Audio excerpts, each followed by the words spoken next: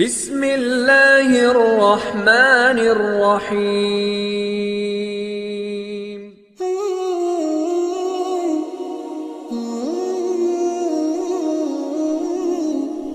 എന്താണ് റൂഹ്?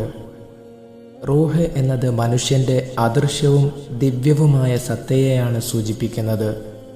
വിശുദ്ധ ഖുർആനിൽ റൂഹിനെക്കുറിച്ച് പരാമർശിക്കുമ്പോൾ അതിൻ്റെ പൂർണ്ണമായ അറിവ് അള്ളാഹുവിനാണെന്നും മനുഷ്യന് അല്പം മാത്രമേ അതിനെക്കുറിച്ച് നൽകിയിട്ടുള്ളൂ എന്നും പറയുന്നു.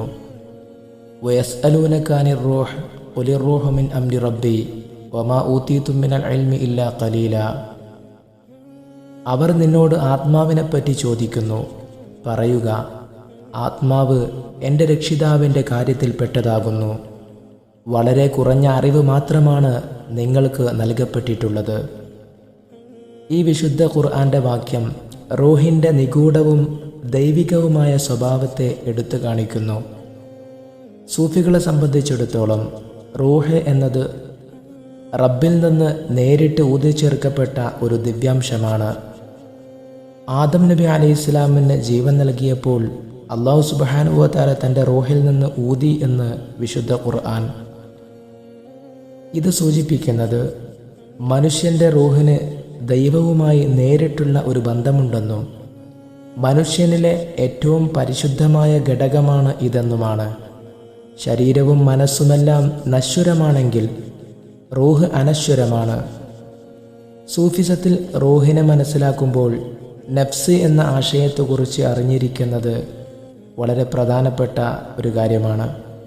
എന്താണ് നഫ്സ്? നഫ്സ് എന്നത് മനുഷ്യൻ്റെ സ്വയം അഹംഭാവം, ആഗ്രഹം, വികാരങ്ങൾ എന്നിവയെ സൂചിപ്പിക്കുന്നു. ഇതിനെ താഴ്ന്ന ആത്മാവ് എന്നും പറയാം. നഫ്സിന് നല്ലതും ചീത്തയുമായ പ്രവണതകളുണ്ട്. നഫ്സിനെ നിയന്ത്രിച്ചും ശുദ്ധീകരിച്ചും റൂഹിൻ്റെ ദിവ്യത്വത്തിലേക്ക് ഉയർത്തുക എന്നതാണ് സൂഫി പാതയുടെ പ്രധാന ലക്ഷ്യം. റൂഹ് ദിവ്യത്വവുമായി ബന്ധപ്പെട്ടതാണ്. ശുദ്ധം, ശാന്തം, സത്യത്തെ തേടുന്നതും. നഫ്സാണെങ്കിൽ ഭൗതിക ലോകവുമായി ബന്ധപ്പെട്ടതാണ്. ആഗ്രഹങ്ങൾ, അത്യാഗ്രഹങ്ങൾ, അഹന്ത എന്നിവയുടെ ഉറവിടമാണത്. സൂഫികളുടെ ആത്മീയ യാത്ര എന്നത് നഫ്സിൻ്റെ സ്വാധീനത്തിൽ നിന്ന് റൂഹിനെ മോചിപ്പിച്ച് അതിൻ്റെ യഥാർത്ഥ ദിവ്യത്വത്തിലേക്ക് തിരികെ കൊണ്ടുവരിക എന്നതാണ്. ഇതിനെ നഫ്സിനെ വധിക്കുക എന്ന് സൂഫികൾ പറയുന്നു. റൂഹാണ് മനുഷ്യനെ അള്ളാഹുവുമായി ബന്ധിപ്പിക്കുന്ന കണ്ണിയായി വർത്തിക്കുന്നത്. റൂഹിനെ ശുദ്ധീകരിക്കുന്നതിലൂടെയാണ് ദൈവസാമീപ്യം നേടാൻ സാധിക്കുന്നത്. റൂഹിൻ്റെ ഉണർവ് ആന്തരികമായ ഒരു പ്രകാശത്തിലേക്കും ഉൾക്കാഴ്ചയിലേക്കും നയിക്കുന്നു.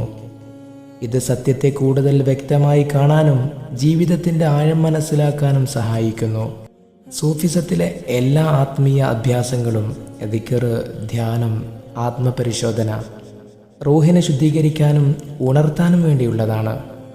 റൂഹിൻ്റെ ശുദ്ധീകരണത്തിലൂടെയാണ് ഹൃദയവും ശുദ്ധീകരിക്കപ്പെടുന്നത്. ബാഹ്യമായ അറിവുകൾക്കപ്പുറം ആന്തരികമായ അറിവും, അതായത് ഇൽമു ലദുന്നി, ദൈവിക പ്രചോദനവും, അതായത് ഇൽഹാം, ഇതൊക്കെ റൂഹിലൂടെയാണ് ലഭിക്കുന്നത്.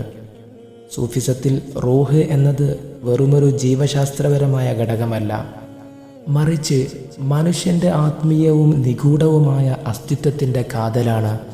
അതിനെ മനസ്സിലാക്കുകയും പരിപോഷിപ്പിക്കുകയും ചെയ്യുന്നതിലൂടെയാണ് തങ്ങളുടെ ആത്മീയ ലക്ഷ്യങ്ങളിലേക്ക് എത്താൻ സാധിക്കുന്നത്. അല്ലാഹു സുബ്ഹാനഹു വ തആല അവൻ്റെ മുത്തഖീങ്ങളിലും മുഖ്ലിസീങ്ങളിലും നമ്മെ ഉൾപ്പെടുത്തി അനുഗ്രഹിക്കട്ടെ.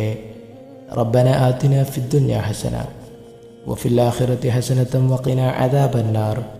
അസ്സലാമു അലൈക്കും വറഹ്മത്തുള്ളാഹി വബറകാതുഹു. സ്വല്ലല്ലാഹു അലാ മുഹമ്മദ് സ്വല്ലല്ലാഹു അലൈഹി വസല്ലം.